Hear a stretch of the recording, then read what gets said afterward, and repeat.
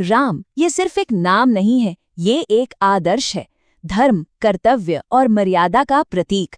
पर कभी सोचा है कि एक राजकुमार जो महलों के आराम में पला बढ़ा, वो आखिर धर्म का सबसे बड़ा रक्षक कैसे बना? तो आइए आज उनकी इसी यात्रा के पहले और सबसे जरूरी कदम को समझते हैं। देखिए, हर बड़ी कहानी की शुरुआत ना अक्सर बहुत ही शांत माहौल से होती है। एक ऐसा वक्त जब लगता है कि सब कुछ कितना परफेक्ट है, सब अपनी सही जगह पर है। कहानी शुरू होती है अयोध्या से। सालों की कड़ी मेहनत और गुरुकुल की पढ़ाई पूरी करने के बाद अयोध्या के 4 राजकुमार राम, लक्ष्मण, भरत और शत्रुघ्न आखिरकार घर लौट रहे थे और पूरा राज्य जैसे पलके बिछाए उनके स्वागत का इंतजार कर रहा था। मतलब अयोध्या की गलियों में तो जैसे उत्सव का माहौल था। हर तरफ से फूलों की बारिश हो रही थी, जय जयकार के नारे लग रहे थे। कई सालों बाद अपने प्यारे राजकुमारों को देखकर लोगों की खुशी का कोई ठिकाना ही नहीं था। और महल के अंदर का नजारा वो तो कुछ और ही था। माँओं की आंखें जो बरसों से अपने बेटों का इंतजार कर रही थीं, उनमें खुशी की आंसू थे। एक माँ के लिए इससे बड़ा पल और क्या हो सकता है कि उसका बेटा सही सलामत घर लौट आए। और इसी सब खुशी के माहौल में मजाक मजाक में एक छोटी सी बहस शुरू हो जाती है कि एक राजकुमार को फूलों जैसा कोमल होना चाहिए या फिर वज्र जैसा कठोर। उस वक्त शायद ही किसी ने सोचा होगा कि ये सिर्फ एक बहस नहीं है, बल्कि भविष्य में आने वाली एक बहुत बड़ी सच्चाई का संकेत है।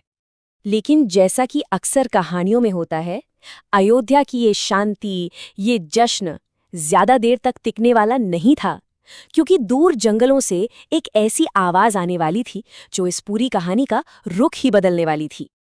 एक तरफ अयोध्या में जश्न मनाया जा रहा था और दूसरी तरफ किसी को खबर भी नहीं थी कि जंगलों में एक बहुत बड़ा खतरा पनप रहा था। एक ऐसी आसुरी शक्ति जो राज्य की आध्यात्मिक शक्ति पर ही हमला करने की तैयारी में थी। सुबाहु और मारिच जैसे खतरनाक राक्षस जंगलों में ऋषियों पर आतंक मचा रहे थे। उनका काम ही यही था, यज्ञ को भंग करना, उन्हें अपवित्र करना, मतलब धर्म की जड़ों पर ही वार करना। और ठीक उसी वक्त राजा दशरथ की सभा में एंट्री होती है महातेजस्वी ऋषि विश्वामित्र की। और उनके चेहरे पर जो गंभीरता थी, जो तेज था, उसे देखकर ही राजा दशरथ समझ गए कि कोई बहुत बड़ी मुसीबत दरवाजे पर दस्तक दे चुकी है। राक्षसों के बारे में बताने के बाद विश्वामित्र ने राजा दशरथ से कुछ ऐसा मांगा जिसे सुनकर जैसे पूरी सभा में सन्नाटा छा गया।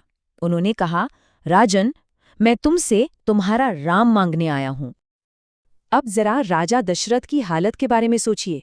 जिस बेटे से वो अभी मिले हैं, जिसे ठीक से देखा भी नहीं है, उसे एक गुस्सैल ऋषि के साथ खूंखार राक्षसों से लड़ने के लिए भेज दें। एक तरफ पिता का प्यार था और दूसरी तरफ एक राजा का दिया हुआ वचन। एक पिता का दिल कांप रहा था। वो कह रहे थे, वो तो अभी बच्चा है, उसे युद्ध के दावपेच कहाँ आते हैं, मैं अपने राम को मौत के मुंह में नहीं भेज सकता। लेकिन एक राजा का धर्म उन्हें अपने वचन से पीछे हटने की इजाजत नहीं दे रहा था। और ये जो कश्मकश थी ना, ये सिर्फ एक राजा की नहीं थी। ये तो वही पुरानी लड़ाई है, कर्तव्य और व्यक्तिगत प्रेम के बीच की, जो हर किसी को कभी न कभी लड़नी पड़ती है। इसी मुश्किल घड़ी में राजगुरु वशिष्ठ ने मामले को संभाला। उन्होंने राजा को समझाया कि इसे एक पिता की नज़र से मत देखो, ये राम की नियति की शुरुआत है, उसे जाने दो, इसी में सबका भला है।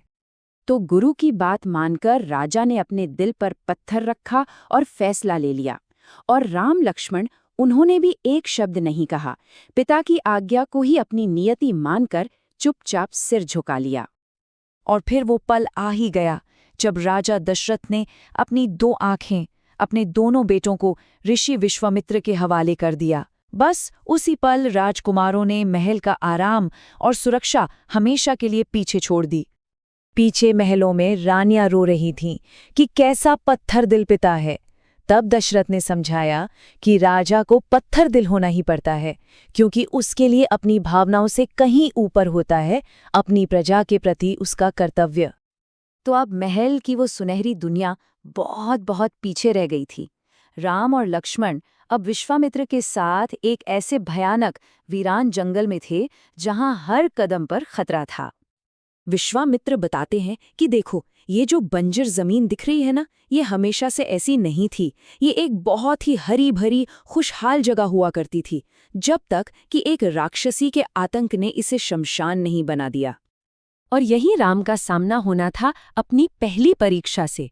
कोई छोटा मोटा राक्षस नहीं, बल्कि ताड़का, जिसके बारे में कहा जाता था कि उसमें 1000 हाथियों की ताकत थी और जो खुद विनाश का दूसरा नाम थी। और जैसे ही वो भयानक ताड़का गरजती हुई सामने आई, विश्वामित्र ने राम को एक सीधा और कठोर आदेश दिया। राम, सोचो मत, ये हमारा आदेश है, इसका वध करो। एक तरफ पिता का वचन था, दूसरी तरफ गुरु की आज्ञा। राम ने मन का सारा संकोच हटाया, धनुष उठाया और बस उसी एक तीर के साथ अयोध्या का कोमल राजकुमार हमेशा के लिए धर्म का रक्षक बन गया। ताड़का का वध तो सिर्फ एक राक्षसी का अंत नहीं था, ये तो बस शुरुआत थी। राम ने उस दिन एक ऐसी दहलीज पार कर ली थी जहां से महलों की आरामदायक दुनिया में वापसी का कोई रास्ता नहीं था। ये उस महागाथा का पहला पन्ना था जो आगे चलकर पूरी दुनिया का इतिहास बदलने वाली थी।